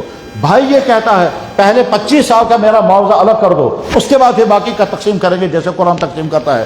ٹکراؤ شروع ہو گیا، ہائی کورٹ میں سال تک لڑتے رہے، اور ہائی کورٹ فیصلہ کر نہیں سکا، کر بھی نہیں سکتا۔ پھر مفتیوں کے پاس پہنچے، کوئی مفتی اس کا فیصلہ نہیں کر سکتا۔ جج نے مجھ سے مشورہ کیا کیا کریں گے اس مسئلے میں، میں نے کہا کوئی حل نہیں نکلے گا اس کا۔ جج اتفاق سے میرا جاننے والا تھا، تو میں نے کہا اس کا حل نہیں نکل سکے گا، کیونکہ ڈاؤٹ خرابی کہاں پر ہے؟ جس وقت بیٹے نے باپ کے ساتھ جوائن کیا تھا، اس وقت بیٹے نے کلیئر نہیں کیا تھا کہ میں ہیلپر ہوں کہ پارٹنر ہوں کہ ملازم ہوں، کچھ نہیں، آنکھ بند کر کے باپ کے ساتھ شامل ہو گیا ہے۔ اب ان 25 سالوں میں اگر ہم اس کو ملازم مانیں گے تو تنخواہ دیں گے، اگر ہیلپر مانیں گے تو کچھ نہیں دیں گے، اور اگر پارٹنر مانیں گے تو پارٹنرشپ کی ڈیڈ چاہیے، اور وہ شب نہیں موجود ہے۔ اکثر گھروں کے یہی ہوتا ہے۔ جناب والا میرے پاس تبلیغ کے بڑے ذمہ دار آئے، اور ذمہ دار آنے کے بعد کہتے ہیں جناب ہم کو بھائیوں کے ساتھ ٹکراؤ ہو گیا۔ کیوں ٹکراؤ ہو گیا؟ اس لیے ٹکراؤ ہو گیا کہ پراپرٹی کی صاف نہیں ہے، ہمیں نہیں معلوم ہے کہ ہمارے باپ کی کتنی ہے، اور ہم نے جو پیسہ کمایا اور پراپرٹی میں لگا دیا ہمارا کتنا اور باپ کا کتنا۔ وہ بھائی کہتا ہے میری اتنی ہے، یہ بھائی کہتا ہے اتنا ہے۔ میں نے کہا آپ لوگ تو تب اکرام مسلم بولتے رہے، اب کرو نا اکرام مسلم۔ کہنے لگے اکرام مسلم تو بعد میں کریں گے، پہلے پتہ تو چلنا چاہیے نا اس کا کتنا حصہ اور میرا کتنا حصہ ہے۔ میں نے کہا پریشانی کہاں سے آئی؟ کہا پریشانی یہاں سے ہے کہ ایک طرف سے میں ہوں، میرا بیٹا ہے، میرا بیٹا بھی اس پراپرٹی میں شامل ہے، اس نے بھی محنت کی ہے، اب میرے بیٹے کو کتنا حصہ ملے گا، مجھے کتنا حصہ ملے گا، اور میرے بھائی کو کتنا حصہ ملے گا، اور بہنوں کو کتنا حصہ ملے گا، ہم کو کچھ سمجھ میں نہیں آتا ہے۔ اب اگر ہم ہوش حصہ کریں گے ہو سکتا ہے حد تلخی ہو جائے۔ جناب والا یہ صورتحال ایسی ہے جس میں کوئی مفتی بھی فیصلہ نہیں کر پاتا ہے، اور الجھن رہتی ہے۔ پھر جب اس طرح کے معاملات آتے ہیں تو برادری کے ذمہ داران فیصلہ کرنے کے لیے بیٹھے ہیں۔ اچھی طرح سے سمجھیں، برادری کے ذمہ داران کے برادریوں کے ٹکراؤ ختم کرنے کے لیے فیصلے کرنا بہت اچھا قدم ہے۔ اس کے نتیجے میں برادریاں آپس میں لڑنے سے بچ جاتی ہیں، کورٹوں کے جھگڑوں سے بچ جاتے ہیں، تھانوں میں پہنچنے سے بچ جاتے ہیں جب برادری والے فیصلے کرتے ہیں۔ مگر برادری والوں کو بھی سمجھ کر کے رکھنا ہے، اگر غیر شرعی فیصلے کیے اور اس کا مال لے کر اس کو دیا، اس کا مال لے کر اس کو دیا، اس نے کمایا اس نے کھویا، اس کو مل گیا اس سے لیا گیا، اور اگر غلط فیصلہ ہوا ہے تو برادری والا پھنسے گا قیامت کے دن۔ اس نے اس کی دنیا بنائی، اپنی آخرت خطرے میں ڈال دی فیصلہ کرنے میں۔ اس لیے فیصلہ کرنے سے فرمایا جناب رسول اکرم صلی اللہ علیہ وسلم نے، جس انسان کو جو انسان فیصلہ کرنے کے لیے بیٹھ گیا بس وہ سمجھو کند چھری سے ذبح ہو گیا۔ اس میں کبھی طرفداری انسان کرتا ہے، کبھی پاسداری کرتا ہے، کبھی کسی کے ساتھ شفقت کا معاملہ کرتا ہے، اور کبھی معلومات نہیں ہوتی ہیں، اور ہم نے دیکھا بعض دفعہ بڑے ذہین قسم کے لوگ پڑھے لکھے ریٹائر افسر فیصلہ کرنے کے بیٹھتے ہیں تو غلط فیصلے کرتے ہیں، قانون بھی غلط فیصلے ہوتے ہیں، شرعاً بھی غلط فیصلے ہوتے ہیں۔ تو برادریوں کے لوگ اپنی برادریوں کو جمع کر کے رکھیں، فیصلے ضرور کریں مگر شریعت کے ضابطوں کو بھی سامنے رکھ کر فیصلہ کریں، اور اگر کہیں شریعت کا ضابطہ پورا نہیں ہو پا رہا ہے، ایسا بھی ہوتا ہے کبھی ہمارے سامنے بھی کیس آتے ہیں، ہم سمجھتے ہیں کہ شرعی ضابطہ پورا نہیں ہو سکے گا یہاں، تو ہم کیا کرتے ہیں، ہم اس وقت ان کے آپس میں فیصلے کراتے ہیں، اس طرح تک اپنے کندھوں پر نہیں لیں گے۔ اور اس کے لیے بنیاد ہے جناب رسول اکرم صلی اللہ علیہ وسلم کی ذات اقدس۔ اللہ کے نبی علیہ السلام اپنے حجرے مبارک میں آرام فرماتے، مسجد میں جھگڑا ہو گیا، آواز کمرے تک پہنچی، اللہ کے نبی صلی اللہ علیہ وسلم کھڑے ہو گئے، پردہ ہٹایا تو دیکھا مسجد میں دو صحابی، ایک صحابی کا نام ہے کعب بن مالک، وہی کعب بن مالک جس کے آپ تعلیم میں پڑھتے ہوں گے، جو فضائل اعمال میں کعب بن مالک کا واقعہ، تبوک کا واقعہ، وہی کعب بن مالک۔ کعب بن مالک نے دوسرے صحابی کو پکڑ رکھا ہے، اس دوسرے صحابی کا نام تھا ابو سعید، یہ ابو سعید خدری نہیں ہے، ایک اور ابو سعید ہے۔ کعب بن مالک اس سے کہتے ہیں کہ دیکھو تمہارے پاس میرا پیسہ ہے، تم دیتے کیوں نہیں؟ اس نے کہا میرے پاس ہے نہیں پیسہ دینے کے لیے۔ کعب بن مالک نے کہا تم پیسہ بھی نہیں دیتے، چپ کر رہتے ہو اور تم ہاتھ بھی نہیں آتے کہیں، میں تب تک نہیں چھوڑوں گا جب تک میرا پیسہ نہیں دو گے۔ اللہ کے نبی نے وہاں دیکھ لیا، فرمایا کعب کیا بات ہے؟ کہنے لگے یا رسول اللہ اس پہ میرا ذمہ قرضہ ہے، یہ میرا دیتا نہیں ہے۔ اللہ کے نبی نے اس سے پوچھا کیا صحیح کہہ رہے ہیں یہ کعب بن مالک، کیا واقعی اس کا قرضہ تمہارے ذمہ ہے؟ اس نے کہا ہاں یا رسول اللہ قرضہ ہے۔ فرمایا تم قرضہ ادا کر سکتے ہو؟ اس نے کہا حضرت میں نہیں کر سکتا۔ اللہ کے نبی نے فرمایا کعب کیا تم ایسا کر سکتے ہو کہ آدھا قرضہ معاف کر دو؟ انہوں نے کہا یا رسول اللہ آپ نے فرمایا میں نے معاف کر دیا۔ اللہ کے نبی ہم اسے فرمایا دیکھو اس نے آدھا قرضہ معاف کر دیا، باقی آدھا قرضہ ابھی ادا کر دو چاہے تمہیں گھر بیچنا پڑے۔ تو انہی سے فیصلہ کرایا اور یہ بخاری میں ہے۔ اس کی بنیاد پر ہماری دسیوں مسائل حل ہوتے ہیں جو اللہ کے نبی علیہ السلام نے یہ طریقہ۔ تو میرے بھائیوں، برادری کے وہ ذمہ داران جو فیصلہ کرنے کے لیے بیٹھتے ہیں، ایک طرف سے ان کو مبارکباد ہو کیونکہ اپنا وقت خرچ کرتے ہیں، ٹینشن بول لیتے ہیں، بکواس کرنے پڑتے ہیں، لمبی کہانیاں سننی پڑتی ہیں، لیکن وہ کورٹوں میں جانے میں بچ جاتے ہیں، تھانوں کے چکر کاٹنے سے بچ جاتے ہیں، غیر شرعی فیصلوں سے بچ جاتے ہیں، لیکن ساتھ میں یہ بھی دیکھنا ہوگا کہ کہیں آپ ایسا فیصلہ نہ کریں جو شریعت کے ضابطوں کے خلاف ہو۔ کو ستاتے ہیں، بیویاں شوہروں کے نافرمانیاں کرتی ہیں اور اس طرح سے فیملی لائف ڈسٹرب ہوتی ہے۔ مسلمان معاشرے میں شوہر اپنی بیویوں کے لیے وفادار ہوتا ہے، سرپرست ہوتا ہے، شفقتیں کرنے والا ہوتا ہے، اور بیویاں اپنے شوہروں کی وفادار ہوتی ہیں۔ بلکہ ہم کہتے ہیں مسلمان معاشرے کا مزاج یہ ہونا چاہیے کہ شوہر یہ سمجھے میری بیوی کے مجھ پر بہت احسانات ہیں، میں اس کا احسان مند ہوں، اس کی بڑی مہربانیاں مجھ پر ہے۔ ایک تو اولاد اس نے پیدا کر کے دی، گناہوں سے بچے ہوئے اسی بیوی کی وجہ سے، تمہارا گھر کھڑا اسی بیوی کی وجہ سے، اور ساری سروس تمہاری ہو رہی اسی بیوی کی وجہ سے۔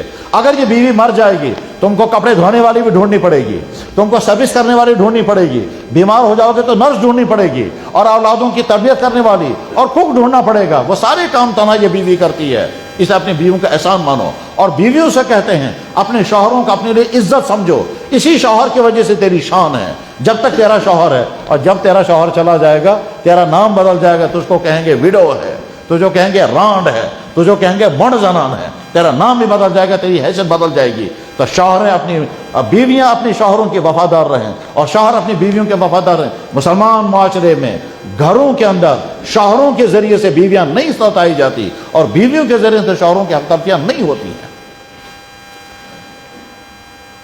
عورتوں کا مزاج ہے کیا کہ وہ شوہروں کا تبصرہ کرتی ہیں، خاص طور پر جب اپنی سہیلیوں کے ساتھ بیٹھیں گے، جب اپنی سہیلیوں کے ساتھ بیٹھیں گے تو عورتیں ایک دوسرے پر تبصرہ کریں گے، آپ کا شوہر کیسا ہے، آپ کے ساتھ اس کا رویہ کیسا ہے، وہ پوچھے کہ تمہارا شوہر کیسا ہے، کپڑے وپڑے دیتا ہے یا نہیں، تمہارے شوق پورے کرتا ہے نہیں، کہیں گھمانے لے جاتا ہے یا نہیں، میکے جاتی ہو کچھ ساتھ دیتا ہے یا نہیں، یہ اور اس طرح کے طرح طرح کے تبصرے۔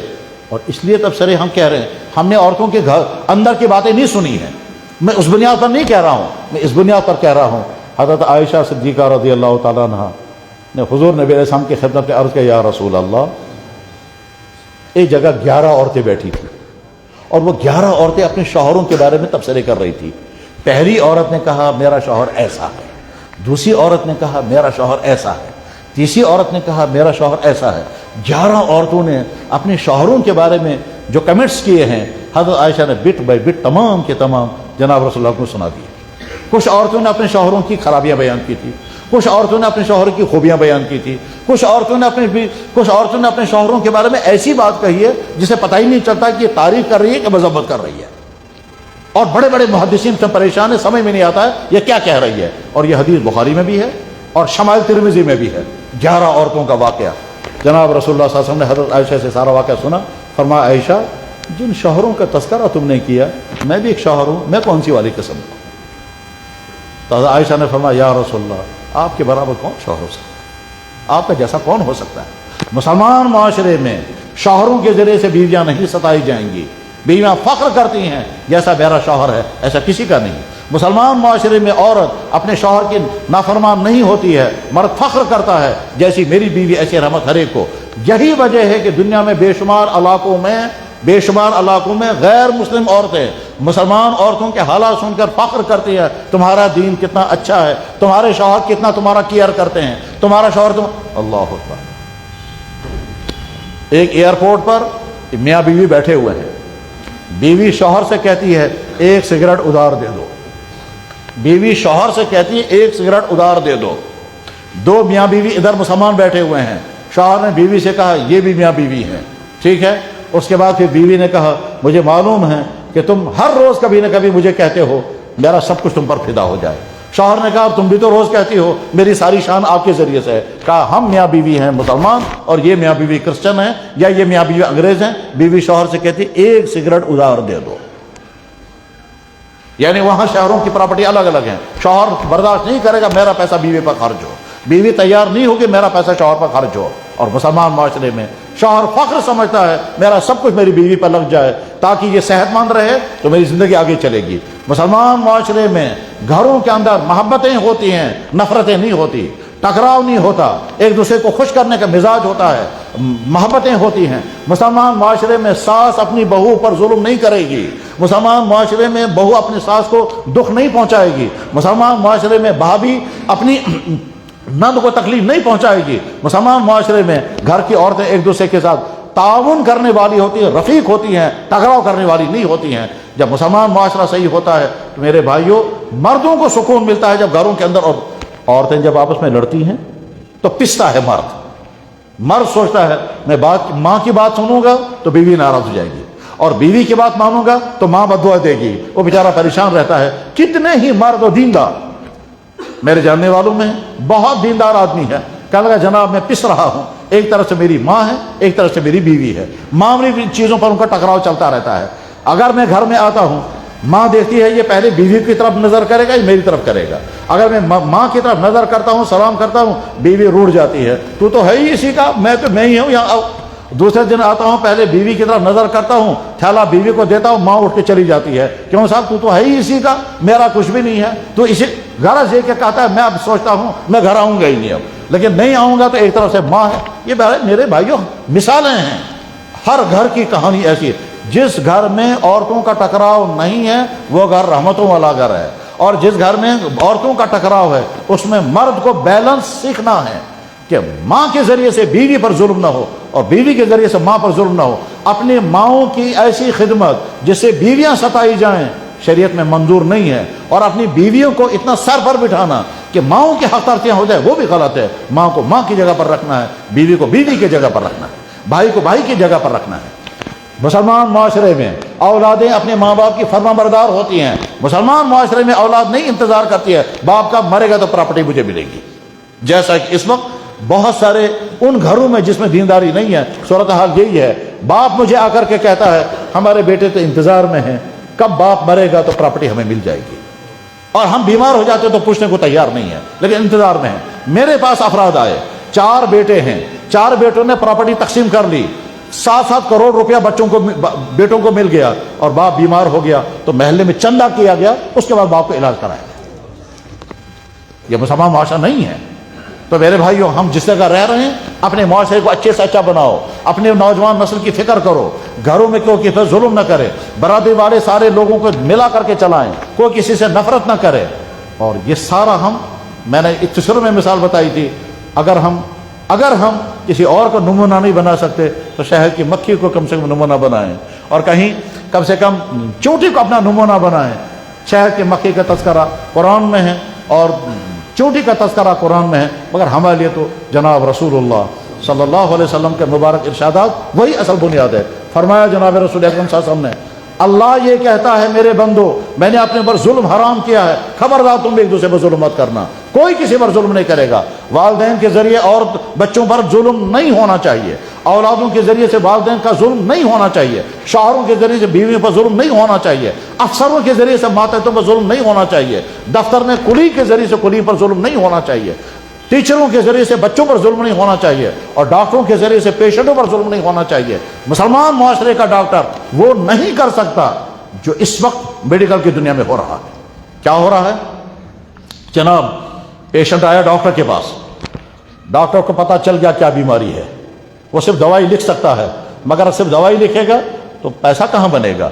लिहाजा वो कहता है ये टेस्ट भी करो, ये टेस्ट भी करो, ये टेस्ट भी करो, 50 टेस्ट उसको करवाएगा, इसलिए ताकि वहां से वो कमीशन वसूल करे। और बीमार ज्यादा परेशान हो जाता है, जनाब अब पता नहीं मेरे टेस्टों में क्या निकलेगा, और सारे टेस्ट जब ओके आ जाते हैं, डॉक्टर कहता है सारे टेस्ट ओके हैं, 15 रुपए की दवाई है, जाओ खाओ। बीमार बेचारा खुश हो जाता है मेरे सारे टेस्ट, लेकिन उसे कहां पता होता है कि वो जो हजारों रुपए मुझे टेस्ट के जरिए करवाएंगे वो तो असल में इसको डॉक्टर को कमीशन लेना। इसके अलावा और न जाने क्या क्या होता है मेडिकल की दुनिया में, और ऊपर से लेकर नीचे तक हालात हमारे सामने आते रहते हैं कि मुसलमान डॉक्टर ऐसा नहीं करते। जनाबी वाला वो भी इंसान, वो भी डॉक्टर है, कश्मीर में नहीं, कश्मीर से बाहर हुआ ये कि लड़के को दर्द हो गया, झेल थी लड़का है, दर्द हो गया, उसको किडनी में तकलीफ हो गई, गालिबन गर्मी हो गई थी या गैस हो गया था। तो जब डॉक्टर के पास पहुंचा तो डॉक्टर ने देखा बहुत अच्छा बंदा है, उसने कहा हाय हाय तुम्हारी किडनी में बड़ी खराबी हो गई है, तुमको सर्जरी करनी पड़ेगी। चनाच उसकी सर्जरी की, उसकी किडनी निकाल दी, और निकालने के बाद उसने पैसा कमाया, और इसके बाद इसके सिटीज लगाए और कहा देखो दवाई भी मुफ्त है और ये भी मुफ्त ले जाओ। पेशेंट खुश है कि डॉक्टर ने सर्जरी का पैसा भी मुझसे नहीं लिया, मुफ्त दवाई भी दे दी, और वो खुश खुश घर आ रहा है। उसे कहां पता है कि डॉक्टर ने मेरी किडनी निकाल करके बेच दी है। इंसान जब गिरता है तो यहां तक पहुंचता है। तो मेरे भाइयों, हम मुसलमान मुआशरा बनाएंगे, और मुसलमान मुआशरा हमारे घर में भी होना चाहिए, हमारे दफ्तर में भी होना चाहिए, हमारे बाग में भी होना चाहिए, हमारी मजदूरियों में भी होना चाहिए। मुसलमान मुआशरा होगा तो रहमत ही रहमत नाजिल होगी, और अगर खुदा न खास्ता खराबियों वाला मुआशरा होगा तो फिर बदकारियाँ आम होंगी, शराबें पी जाएंगी, ड्रग्स होंगे, नालियों में बच्चे पड़े हुए मिलेंगे, घरों में हराम के बच्चे पैदा हो जाएंगे, औलादों के जरिए माँ बाप सताए जाएंगे, भाइयों भाइयों में टकराव होंगे, कहीं खैर नहीं होगा, और बाद में मुकदमाबाजियाँ होंगी या थानों में फिरते रहेंगे, और इस तरह से माशरा तबाह हो जाता है। और जब माशरा तबाह हो जाता है फिर अल्लाह ताला शाम की तरफ से कभी खतरनाक फैसले आते हैं। दावत और तबलीग के माहौल में एक नुक्ता समझाया जाता है, इकराम मुस्लिम। जब गैर का इकराम करना है तो अपने घर के लोगों का इकराम क्यों नहीं करेंगे, उनके साथ मोहब्बत का सलूक क्यों नहीं करेंगे। बस ये मुंतशिर बातें जो इस वक्त अर्ज की गई हैं ये अहम, इसके अलावा बहुत अहम तरीन पहलू इस माशरे के हैं जिन पहलुओं को अब इस वक्त मैं बयान नहीं कर सकता क्योंकि वक्त ज़्यादा हो चुका है। मैंने इन भाइयों से पूछा था कब तक मुझे बयान करना है, कहने लगे तकरीबन 7:30 बजे तक वो टाइम हो चुका है। मेरे भाइयों, अल्लाह ने हमको वो दीन हक अता फरमाया जिसमें इबादत भी हैं, उसमें अखलाक भी है, उसमें मुआशरत भी है, उसमें मामलात भी हैं, उसमें किसी पर जुल्म ज़्यादती नहीं, उसमें पाक दामनी है, उसमें पाकीज़गी है। वही हमारा दीन है। हमारा दीन किसी सिर्फ इबादत के हद तक नहीं, हमारा दीन सिर्फ मस्जिद के हद तक नहीं, हमारा दीन सिर्फ तस्बीह के हद तक और नमाज के हद तक नहीं, हमारा दीन दुकान पर भी दीन है, हमारा दीन घर के अंदर भी है, हमारा दीन शादियों में भी है, हमारा दीन गमी के अंदर भी है, हमारा दीन ताज़ियत के अंदर भी है, हमारा दीन हर जगह है। हमारा दीन कहता है अगर तुम बीमार की मिजाज पुरसी के लिए गए, बीमार की मुजारसी पुरसी के लिए गए, 70,000 फरिश्ते तुम्हारे लिए दुआ करेंगे सुबह तक, अगर शाम को गए थे, और अगर सुबह को गए तो शाम तक 70,000 फरिश्ते तुम्हारे लिए दुआ करेंगे। मिजाज कुर्सी के लिए और अयादत के लिए जाने को इस्लाम ने इबादत बना दिया।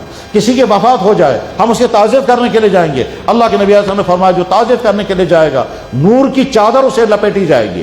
ताज़ियत के मजलिसों में जहाँ फजूल खर्चियाँ होती है और वो जो रस्में पैदा की जाते हैं, खाने पीने की रस्में, उसमें समझना है कि इसमें इसाले सवाब किस तरह करना है ताकि इसाले सवाब बन सके। और ऐसा ना हो कि इसाले सवाब के नाम पर हम सिर्फ दावतें उड़ा रहे हैं और घर वालों का पैसा उड़ा रहे हैं और खा रहे हैं। उसमें बाद दफ़ा बड़े अजीब अजीब वाक़या पेश आते हैं कि लगा साहब आदमी मर गया, घर में एक ही बैल था, आदमी मर गया, छोटे छोटे बच्चे हैं, महल्ले वाले जमा हो गए कि जनाब तुमको खैरात करनी है, तीजा भी करना है, चौथा करना है, वो करना है। उसके बाद वही एक बैल था वही ज़बा करके महल्ले वाले खा गए, बच्चे बेचारे रह गए।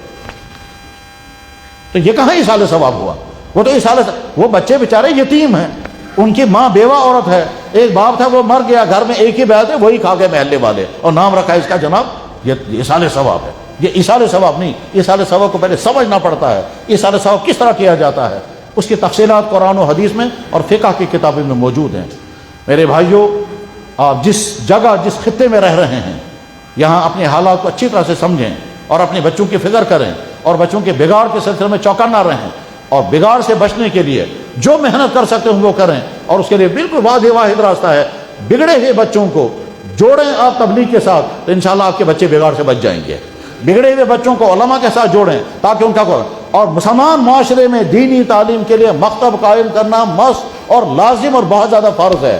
اگر مکتب آپ کے علاقوں میں قائم نہیں ہوئے تو یہ بچے کل کو سکولوں میں ہوں گے یا مزدوریوں میں ہوں گے، کل کو ان بچوں کو نہ کلمہ یاد ہوگا نہ یہ تبلیغ کے ساتھ جڑیں گے، اور آگے ان کو مرتد ہونے سے کوئی چیز روک نہیں سکے گی۔ اس لیے اپنے بچوں کے لیے مکاتب قائم کرو، ہر مسجد کے ساتھ ایک مکتب ہونا چاہیے، اور اماموں کی ذمہ داری ہے کہ وہ امامت بھی کریں، خطابت بھی کریں، مکتب بھی پڑھائیں، نکاح بھی پڑھیں، نکاح میں رسموں سے بچنے کی ترغیبیں دیں، جنازے بھی پڑھیں، اور تعزیت کے مجلسوں میں شریعت کے اصولوں کے مطابق تعزیت کرائیں۔ مسلمان معاشرے کی ساری خوبیاں، مالداروں کو چاہیے کہ وہ عیاشی نہ کریں اور اپنی دولتیں جو ہیں وہ فضول کاموں میں خرچ نہ کریں۔ اپنے معاشرے میں دیکھیں کتنے لوگ ہیں وہ جن کے گھروں میں کھانا نہیں ہے، آپ خوشی محسوس کرنا چاہتے ہیں، رسم پوری کر کے خوشی محسوس مت کرو، غریبوں کو کھلا کر کے خوشی محسوس کرو۔